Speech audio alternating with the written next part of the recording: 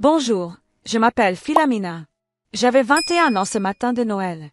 Je me souviens du poids de ces 2 billets de 5 euros, si légers qu'ils en paraissaient presque ridicules dans ma main. Dehors, ma sœur hurlait de joie devant une Rolls-Royce flambant neuve. Tout le quartier semblait partager son euphorie. J'observais la scène depuis le pas de la porte, silencieuse, essayant de ne pas ressentir ce que je ressentais. De retour à l'intérieur, ma mère m'a glissé une carte dans la main. Une petite enveloppe soignée. 2 billets neufs y étaient glissés avec un petit mot. Pour tes cafés, consomme avec modération. Je les ai pliés soigneusement, les gardant un instant de plus que prévu. Quelque chose de doux en moi s'est figé. C'est à ce moment-là que j'ai compris que je devais partir. Avant de continuer, dites-moi d'où vous regardez cette vidéo. Les liens du passé vous écoutent. Grandir à Neuilly donnait l'impression de vivre 2 vies distinctes. Une pour le monde extérieur, une à l'intérieur de notre maison. De l'extérieur, nous étions impeccables, vacances dans des clubs privés, cartes de vœux parfaites, un père dans l'industrie pharmaceutique, une mère qui organisait des galas de charité comme des expositions d'art. À l'intérieur, l'équilibre n'était jamais égal. L'attention penchait doucement, puis brusquement, vers la cadette. Quand ma sœur est née, tout a basculé. Je suis devenue la fille facile à vivre, laide, l'enfant qui n'avait besoin de rien. Elle est devenue celle qu'il protégeait, celle qu'il louait, celle autour de laquelle il bâtissait des rêves. Je me répétais que c'était normal. Les familles ont parfois des préférés. Les enfants interprètent mal les choses parfois. Mais les enfants ressentent la vérité bien avant de la comprendre. À 16 ans, je ne pouvais plus faire semblant. Elle a eu une nouvelle BMW avec des sièges en cuir crème. J'ai eu une vieille Clio d'occasion pour me forger le caractère. Ils ont pleuré en lui remettant les clés. Ils m'ont à peine regardé en me tendant les miennes. J'ai travaillé, étudié, persévéré, excellé dans tout ce que je touchais. Délégué de classe, heure de bénévolat, major de ma promotion. J'essayais de gagner l'amour qu'elle recevait gratuitement. Pendant ce temps, elle se laissait porter. Fêtes, voyages, des notes tout juste passables. Chaque faux pas était amorti par le filet de sécurité sous ses pieds. À l'université, le fossé s'est creusé. Ils ont payé ses frais de scolarité en école de commerce sans ciller. J'ai financé mes études publiques avec des prêts étudiants et 3 petits boulots. Chaque vacances racontait la même histoire. Ces fêtes avaient des sculptures de glace et des photographes. Les miennes se résumaient à des dîners modestes et des additions partagées. J'attendais que quelqu'un remarque, que quelqu'un dise qu'il me voyait, que quelqu'un dise que je comptais. Personne ne l'a fait. Et lentement, j'ai appris ce que signifie vraiment le silence. Cela signifie que l'histoire s'écrit déjà sans vous. Revenir à la maison après mon diplôme, c'était comme entrer dans une vie en pause. Les mêmes murs, les mêmes routines, les mêmes coins tranquilles où je me cachais. Je me disais que c'était temporaire, juste le temps que les entretiens commencent. Juste le temps de trouver un travail loin de la région parisienne. Pourtant, être là de nouveau semblait plus lourd qu'avant, car maintenant je voyais clairement les schémas. Des schémas que j'excusais autrefois par la confusion de l'enfance. Les petits déjeuners devenaient des rappels. De petites remarques, de douces piques. Mes accomplissements étaient balayés avec une aisance familière. Pendant ce temps, ma sœur traversait les jours sans être touchée. Nouveaux vêtements, nouveaux voyages, nouveaux projets financés sans hésitation. Le favoritisme n'était pas bruyant. Il était subtil, quotidien, constant, s'écoulant comme une fuite lente qu'on ne peut ignorer. Un après-midi, j'ai trouvé une liste sur le comptoir. Des notes pour les achats de Noël de l'écriture soignée de ma mère. Le cadeau spécial de ma sœur n'avait aucune limite. Le mien avait un seul mot à côté. Minimal. J'ai fixé l'encre jusqu'à ce qu'elle devienne floue. Parce que ce n'était pas une question d'argent. C'était le rappel, la confirmation silencieuse. J'avais toujours été la pensée après coup. Décembre a avancé comme du béton humide. Lent, froid, impitoyable. Chaque jour semblait plus lourd à porter. J'ai emballé les cadeaux que ma mère avait achetés, aidé à la préparation du dîner, suis resté à l'écart, le rôle que j'avais appris à jouer. À l'intérieur, je rétrécissais à nouveau, essayant de ne rien vouloir, essayant de ne pas être déçu, essayant d'être la fille qui n'avait pas besoin de grand-chose. La veille de Noël, ma mère m'a touché le bras. Un avertissement doux. N'attends pas trop de demain. J'ai hoché la tête, souri, fait semblant que ça ne faisait pas mal. Mais quelque chose en moi a finalement cessé de plier. Allongée dans mon lit plus tard, Les yeux fixés au plafond, je l'ai senti. Une vérité silencieuse s'élevant à travers des années de bruit. Quoi qu'il arrive demain, cela briserait quelque chose, peut-être pour le mieux. J'ai pensé à chaque anniversaire qu'ils avaient oublié de planifier. Chaque victoire qu'ils avaient à peine remarquée. Chaque fois qu'ils disaient que j'étais si indépendante, comme si c'était un compliment, et non une excuse. Et elle avait raison. Le lendemain matin a tout scellé. Mais la véritable fracture s'est produite en moi bien avant que le ruban ne soit dénoué. Elle s'est produite dans les petits moments. Les réussites ignorées, les étapes non célébrées, la douceur qu'il gardait pour quelqu'un d'autre. Au moment où j'ai tenu ces 2 billets, la décision était déjà prise. Partir n'était pas dramatique. C'était la seule version de la survie qui avait du sens. Une sortie silencieuse d'une maison qui ne m'avait jamais vraiment vue. Parce que parfois, la voix la plus calme en vous murmure la vérité la plus forte. Si c'était votre famille, quel chemin prendriez-vous? Commentez 1 pour préserver la paix un peu plus longtemps. Commentez 2 pour enfin poser une limite. Les liens du passé écoutent, même les réponses que vous ne dites jamais à voix haute. Le reste du jour de Noël m'a donné l'impression de bouger dans de l'eau lourde. Les rires résonnaient autour de moi, mais aucun ne m'atteignait. Les voisins s'arrêtaient pour admirer la voiture dans l'allée. Mes parents racontaient l'histoire encore et encore, rayonnant. J'ai rempli les verres, débarrassé les assiettes, souri au bon moment, joué le rôle qu'ils avaient écrit pour moi il y a des années. Personne n'a demandé ce que j'avais reçu. Personne n'a mentionné ma carte. Les 10 € sont restés pliés dans ma poche, un poids minuscule avec un bord très tranchant.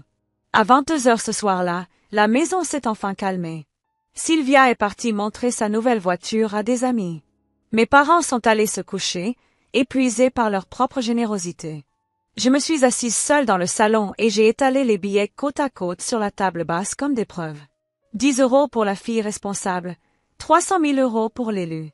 Ce n'était plus de la jalousie. C'était de la clarté. À minuit, j'ai ouvert mon ordinateur portable. Pas pour l'école, pas pour me distraire, mais pour m'évader. J'ai vérifié mon compte en banque. 3 200 €. Chaque vacation, chaque pourboire, chaque chèque d'anniversaire que j'avais économisé. Plus que ce qu'ils pensaient que j'avais. Moins que ce qu'ils respecteraient jamais. J'ai cherché des trajets de bus hors de la région parisienne. Flixbus, Blablacar, n'importe quoi se dirigeant vers l'autre bout de la carte. Brest revenait sur chaque liste.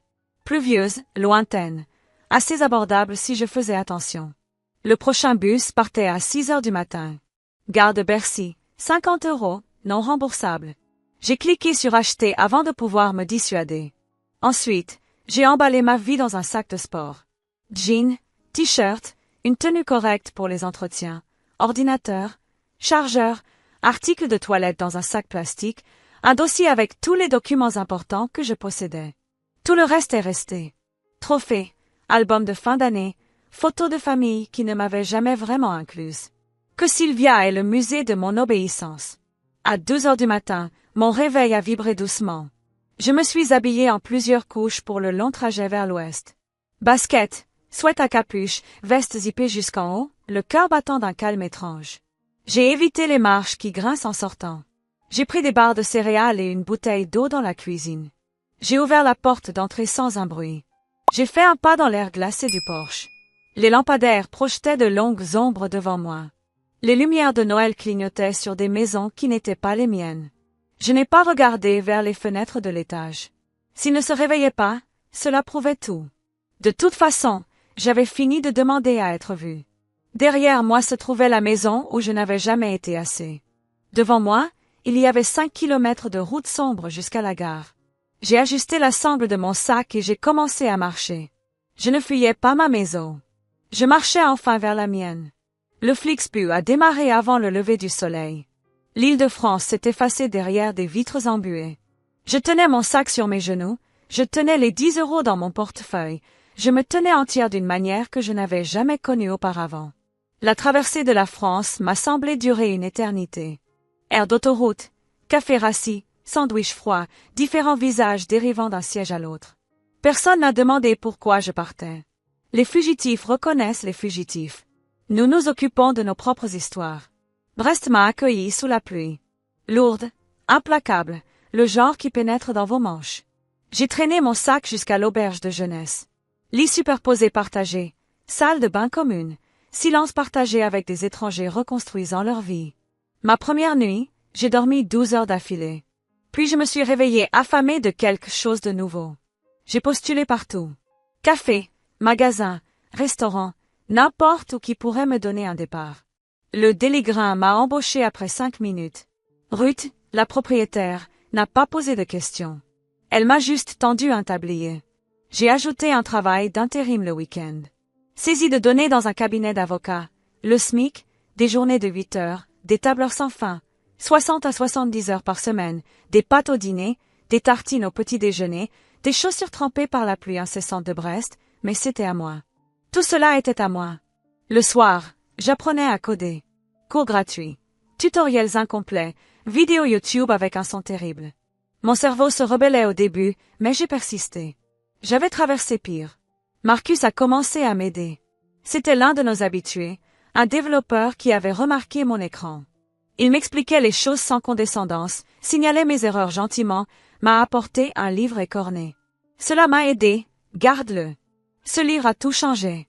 Les projets sont arrivés lentement, puis régulièrement. Un site web pour un toiletteur canin. 250 €. Mon premier argent gagné par mes compétences. J'ai pleuré quand elle a dit qu'elle l'adorait. D'autres travaux ont suivi. Une boulangerie, un photographe, un massothérapeute. Les tarifs ont grimpé. La confiance a grandi. J'ai construit un portfolio, construit de la résilience, construit une version de moi-même que je n'avais pas encore rencontrée. Au bout de 7 mois, j'ai postulé pour un rôle de développeur junior. Pas de diplôme d'ingénieur, pas de piston, juste de la hargne dans un dossier de projet. L'entretien semblait impossible, mais j'ai résolu leurs problèmes, expliqué mon raisonnement, je n'ai pas flanché. Ils m'ont offert le poste. 35 000 € par an, mutuelle, stabilité. J'ai quitté mes 2 emplois à temps partiel. Ruth m'a serré fort dans ses bras. Va construire quelque chose de plus grand, a-t-elle dit. Et je l'ai fait. J'ai déménagé dans un vrai appartement, acheté de vrais meubles, fixé de vraies limites avec moi-même. Puis quelque chose d'inattendu s'est produit. J'ai commencé à guérir lentement, calmement, pour la première fois selon mes propres termes. Parce qu'une fois que vous apprenez que vous pouvez vous sauver vous-même, le monde cesse de sembler impossible. 5 ans ont passé avant qu'il ne me retrouve. 5 ans de croissance silencieuse. 5 ans à reconquérir chaque centimètre de ma vie. À ce moment-là, j'étais ingénieur senior, bon salaire, bonne équipe, une maison remplie de calme au lieu de tension. Je gardais les 10 € encadrés au-dessus de mon bureau, non pas par amertume, mais par clarté, comme le moment où tout a commencé. Puis un matin, un email est arrivé de ma mère. Des mots fleuris, des souvenirs sélectifs, une demande d'aide pour financer le mariage de ma sœur. Je l'ai supprimé, bloqué l'adresse. Une semaine plus tard, mon père a envoyé un email sur mon compte professionnel exigeant de l'argent, exigeant de la gratitude, exigeant la fille qu'il pensait exister encore. Je l'ai bloqué aussi. Puis vint le coup à la porte de mon immeuble. Ils avaient traversé le pays, sans invitation, inchangés. Nous avons parlé dans le hall sous des lumières vives qui révélaient tout. Ils voulaient 50 000 €. Ils voulaient ma présence. Ils voulaient avoir accès à la vie que j'avais construite sans eux. Je leur ai dit non. Calmement, fermement, sans trembler. Il y a des années, j'aurais chuchoté ce jour-là. Je n'ai pas plié du tout. La sécurité les a escortés dehors. J'ai pris l'ascenseur seul, fermé ma porte, respiré, et senti le poids disparaître enfin. Ma vie est maintenant pleine. Un travail que j'aime. Des amis qui me choisissent, un partenaire qui me voit clairement. Une maison sans comparaison. Un avenir construit de mes propres mains. Ces 2 billets reposent dans leur cadre. Silencieux, honnêtes, parfaits.